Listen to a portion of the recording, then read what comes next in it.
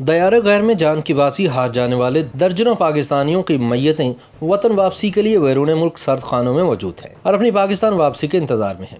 یوں تو ان کے پیارے بھی کئی مہینوں سے انتظار کی سولی پر لٹکے ہوئے ہیں۔ دوسری طرف پاکستانی حکام کا کہنا ہے کہ کورونا وبا پھیلنے کے بعد سے میتیں پاکستان لے جانے پر پابندی عائد تھی، جو حال ہی میں اٹھا لی گئی ہے، جس کے بعد سینکڑوں میتیں پاکستان پہنچا دی گئی ہیں۔ تاہم ان کا کہنا ہے کہ میتیں واپس لانے کی راہ میں بڑی رکاوٹ مشکل ترین کاغذی کارروائی ہے۔ پاکستان میں انتظار کی سولی پر لٹکے لواحقین اس حوالے سے دوہرے دکھ، کرب اور تکلیف کا شکار نظر آتے ہیں۔ ایک طرف تو ان کے پیارے انہیں چھوڑ کر جا چکے ہیں، تو دوسری طرف میتیں پاکستان لانے کے حوالے سے کڑی شرائط کی وجہ سے وہ ایک سے دوسرے دفتر کے دھکے کھانے پر مجبور ہیں۔ تاہم حکومتی ذمہ داران کا دعویٰ ہے کہ 1 مارچ سن 2020 سے اب تک دنیا کے 52 ممالک سے 1006 پاکستانیوں کی میتیں پاکستان لانے کی درخواستیں موصول ہوئیں، جن میں سے 913 میتیں پاکستان پہنچا دی گئی ہیں، جبکہ 93 میتوں کو وطن واپس لانے کے لیے اقدامات کیے جا رہے ہیں۔ اوورسیز پاکستانیز فاؤنڈیشن کے اعداد و شمار کے مطابق دنیا کے 38 ممالک میں 7808 پاکستانی کورونا کا شکار ہوئے، جن میں سے 360 کی موت واقع ہوئی، جبکہ واپس لائی گئی دیگر 646 میتوں کی وفات کی وجوہات کورونا کے علاوہ ہیں۔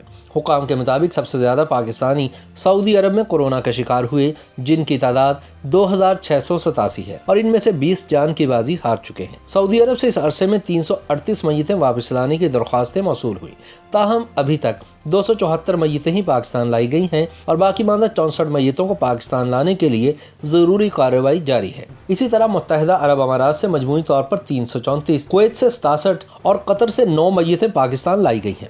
کورونا کے باعث سب سے زیادہ 161 پاکستانی برطانیہ میں ہلاک ہوئے، جبکہ متاثرہ افراد کی تعداد 1850 تھی۔ کورونا سے جاں بحق ہونے والے پاکستانیوں کی دوسری بڑی تعداد امریکہ میں ہے، جہاں 76 پاکستانی کورونا کے باعث زندگی کی بازی ہار گئے۔ امریکہ سے 22 پاکستانیوں کی میتیں پاکستان واپس لائی گئی، عمان سے 45، ملائیشیا سے 28، جبکہ فرانس سے 15 پاکستانیوں کی میتیں واپس لائی جا چکی ہیں۔ واضح رہے کہ بیرون ملک کورونا سے جان کی بازی ہارنے والے پاکستانیوں کی میتیں ملک واپس لانے کی اجازت تو دی گئی ہے، تاہم اس کے لیے SOPs کے ساتھ مشکل ترین کاغذی کارروائی کی شرائط بھی لاگو کی گئی ہیں۔ اس حوالے سے سول ایویشن اتھارٹی کی طرف سے جاری کردہ نوٹیفکیشن کے مطابق بیرون ملک سے میتیں پاکستان اور پاکستان میں میتوں کی بذریعہ ہوائی جہاز منتقلی کے لیے سول ایویشن SOPs پر عمل درآمد لازمی ہے۔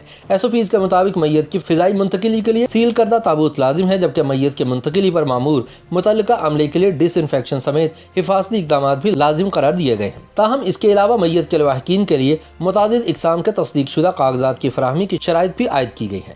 لواحقین کا اس حوالے سے کہنا ہے کہ حکومت کو بیرون ملک سے میتوں کی منتقلی کے حوالے سے مروجہ کاغذی کارروائی میں کمی لانے کے لیے عملی اقدامات کرنے چاہیے، تاکہ لواحقین کے دکھوں کا تھوڑا بہت مداوع کیا جا سکے۔